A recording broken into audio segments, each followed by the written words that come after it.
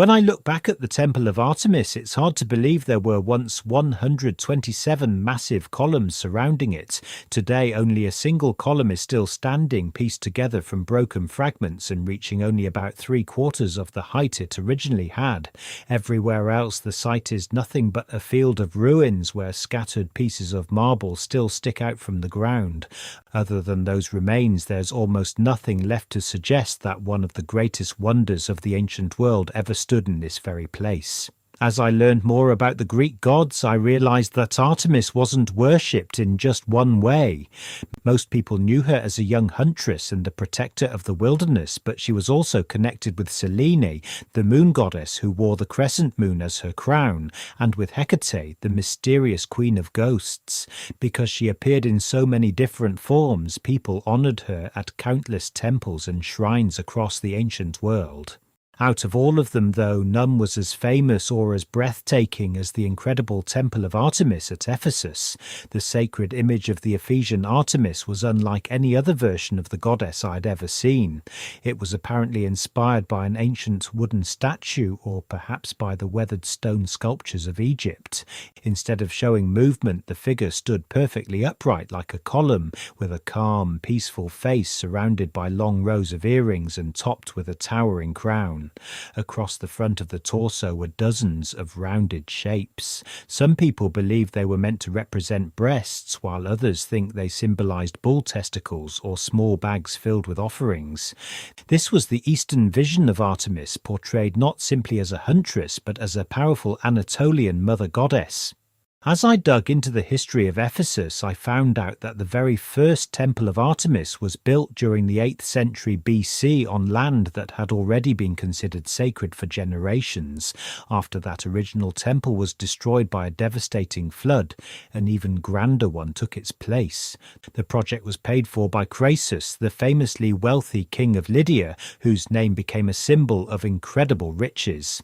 The new temple was truly extraordinary. It became the first temple anywhere in the Greek world to be constructed entirely from marble, and it was surrounded by an impressive forest of towering columns that stood about 40 feet tall.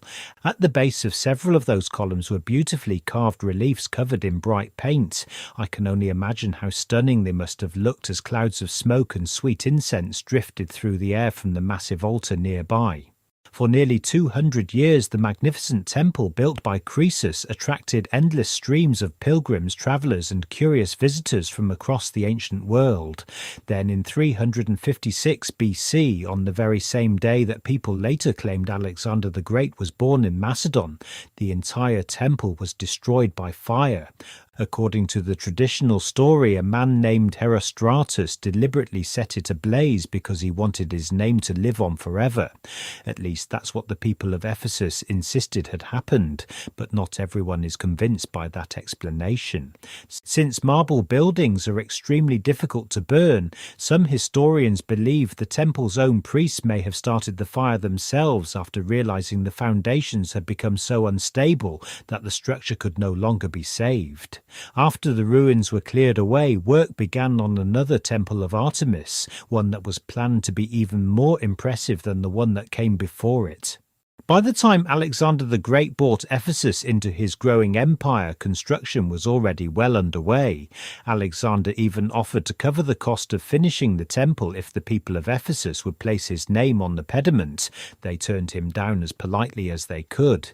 Even so, the work continued for well over 100 years. In fact, the temple had already earned its reputation as one of the wonders of the ancient world long before it was finally completed.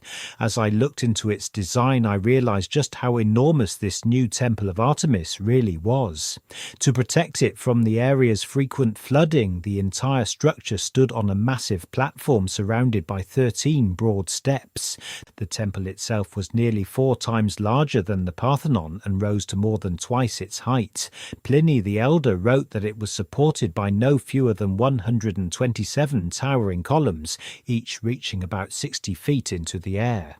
Above them stood a brilliant marble pediment, and at its centre was a tall opening where sacred images of the goddess Artemis were displayed for everyone to see. For more than 500 years, the Temple of Artemis remained one of the greatest landmarks of the ancient world. Hellenistic kings and later Roman emperors honoured it and helped preserve its importance for generations. During the chaos of the 3rd century crisis, however, invading Goths attacked the temple and left it badly damaged. Not long afterward, as Christianity spread through Ephesus and across the Roman Empire, people began stripping the temple of its valuable stone to reuse in new buildings. One later legend even claimed that several of its columns were taken all the way to Constantinople to become part of Emperor Justinian's magnificent Hagia Sophia. Whatever stones weren't carried away were slowly swallowed by nature. Floods from the nearby river covered the site with layer after layer of mud until the remains almost completely disappeared from view. By the time Western travellers started visiting Ephesus during the early modern era, no one even knew where the Temple of Artemis had once stood. The largest ruins near the ancient harbour, which actually belonged to a Roman bath complex, were mistakenly identified as the Lost Temple. As I kept following the story, I discovered that the search to find and excavate the real Temple of Artemis became an incredible adventure of its own, but that's something we'll get into right after a quick word from our partner. Before I get back to the story, I want to tell you about today's sponsor, Holzkern. They create unique watches and jewellery for both men and women, and every piece is produced in limited quantities using high-quality natural materials. One example is the gifted watch, which features a genuine leather strap paired with a beautiful green marble dial. Just like every other Holzkern product, it also comes back by a 2-year warranty. Whether you're thinking about buying a watch, a ring, a necklace or something else entirely, Holzkern includes free express shipping with your order. If you're in the United States, your package will usually arrive within 5 to 9 business days. If you're looking for a great way to show off your personal style or surprise someone with a memorable gift, be sure to check out the link in the description. Don't forget to use the code STONE at checkout to get 15% off any Holzkern product. Now, with that out of the way, let's get back to our story. The Temple of Artemis was... As I kept digging into the story, I learned that the Temple of Artemis was finally rediscovered by a British railroad engineer with the unmistakably Victorian name of John Turtle Wood. When he started his search, he had no real idea where the temple was located. The ruins of ancient Ephesus stretched for miles around the swamp that had once been the city's great harbour. The only clues from ancient writings said that the temple had stood on low ground near a river, just outside the centre of the city. At the beginning, Wood had little choice but to search almost at random. He opened one test pit after another in different parts of the ancient city, hoping something would point him in the right direction. He uncovered tombs and inscriptions, but none of them revealed where the temple had been. Year after year and pit after pit, he refused to quit. Even repeated attacks of malaria couldn't stop him, and neither could the many setbacks he faced, including a broken collarbone and even encounters with dangerous bandits. Eventually, Wood decided to excavate the city's theatre, hoping that somehow it might hold the clue he had been searching for all along. Against all odds, it did. Carved into one of the theatre's parados walls was a long inscription dating to the reign of Emperor Trajan. It described a ceremonial procession that travelled from the theatre to the Temple of Artemis. According to the inscription, the route formed a loop, leaving through one of the city's main gates and returning through the other. Wood realised that if he followed those roads, they should eventually lead him straight to the lost temple. He focused his efforts on the road extending from the Magnesian Gate, where he discovered that thousands of tombs had once lined the route. After spending another 2 years searching, and just as his money was finally about to run out, his workers uncovered a massive wall built from enormous stone blocks. An inscription confirmed exactly what they had found. It marked the sacred precinct of the Temple of Artemis. Then on the last day of December in 1869, 6 long years after his remarkable search had begun, the team finally uncovered the first stones of the temple itself. As I followed the story, I found out that John Turtle Wood kept excavating the site for another 4 years. By the time the project was finished, it had cost around £16,000, which would be roughly $2 million in today's money. Even for the 19th century, though, his methods weren't exactly what anyone would call careful archaeology. At one point, he even used gunpowder to blast apart the remains of a Byzantine church to keep the work moving. Even with the help of explosives, progress was painfully slow. The sand and mud burying the temple were completely soaked with water, making every step of the excavation more difficult. The walls of the trenches collapsed over and over again, killing one worker and injuring several others. Just removing a single stone column drum required 15 men working for 15 full days. The excavation faced one problem after another. An underground spring kept flooding the site.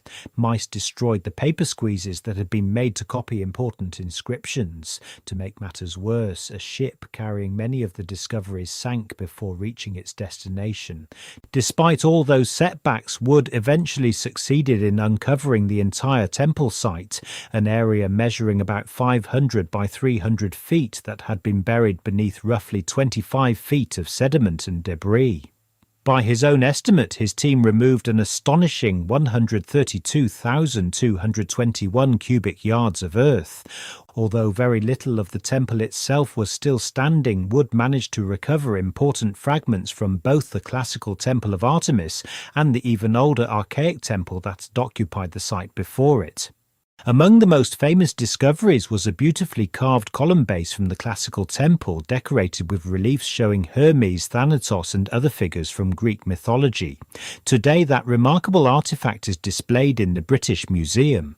A generation after Wood brought his excavations to an end, the British Museum invited. As I continued following the story, I learned that a generation after John Turtle Wood finished his work, the British Museum sent David George Hogarth back to the Temple of Artemis to help piece together more of its history. When Hogarth arrived, he found that the enormous excavation left by Wood's team had completely filled with water. To deal with the problem, he borrowed a steam pump from the Ottoman Railway Company and used it to remove nearly 100,000 cubic metres of water from the site. Even after the flooded excavation was drained, the job was still incredibly difficult. Every single morning, the workers had to pump out all the water that had seeped in overnight before they could continue digging. Then they spent the rest of the day working thigh-deep in thick mud, slowly uncovering what had been hidden for centuries. Beneath all that mud, Hogarth made one of the most important discoveries of the entire excavation. He uncovered the foundation deposit of the older archaic Temple of Artemis, which had been buried during the reign of King Croesus. Almost immediately after the first artifacts began to appear, however, winter arrived. Heavy rains soaked the site, and the nights became so cold that the pools surrounding the excavation froze solid. Hogarth had no choice but to stop and wait until spring before he could recover the rest of the remarkable treasure. When work finally resumed, his team uncovered handfuls of electrum coins, precious metal earrings, beautifully crafted scarabs, and well over 1,000 valuable gemstones. As I wrapped up the story, I found out that the work at the Temple of Artemis didn't end with John Turtle Wood or David George Hogarth.